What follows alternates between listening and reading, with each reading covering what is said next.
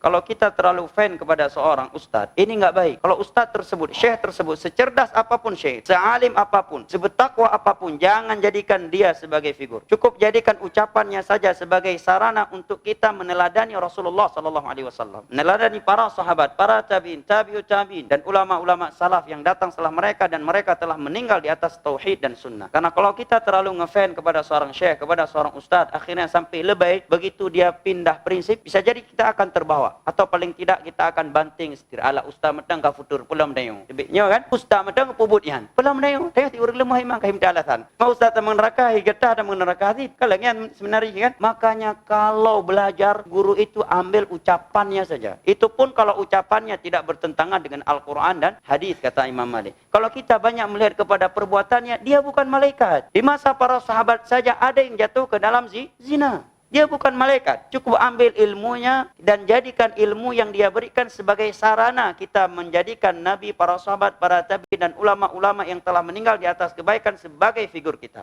Jangan jadikan orang yang masih hidup sebagai figur kita di dalam berakidah, dalam bermanhaj, dalam beribadah dan dalam berakhlak. Karena mereka belum pasti mati dalam keadaan husnul khatimah. Dan bahayanya kalau kita sempat ngefan yang luar biasa sampai lebay, ketika dia menyimpang kita akan terbawa ke dalam penyimpangannya. Kita akan membela penyimpangannya. Atau paling tidak seperti tadi, banting setir.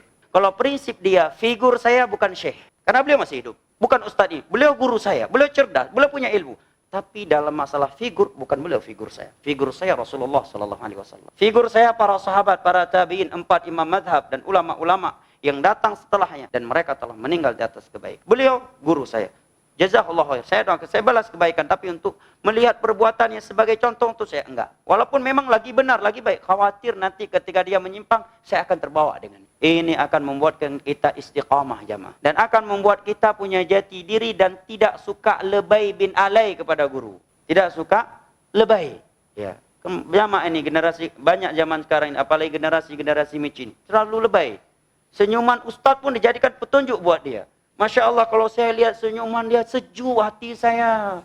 Masya Allah. Ya, kalau ingin menjadikan figur, kata Abdullah bin Mas'ud, ambil dari orang yang telah meninggal. Bagaimana semangatnya para ulama dahulu yang telah meninggal atas kebaikan dalam menuntut ilmu, dalam beribadah, dalam berakhlak mulia, kejujuran mereka dalam muamalah. Kalau kita melihat perbuatan guru-guru kita, terkadang kita bisa patah semangat jemaah. Baik di Indonesia maupun di Timur Tengah.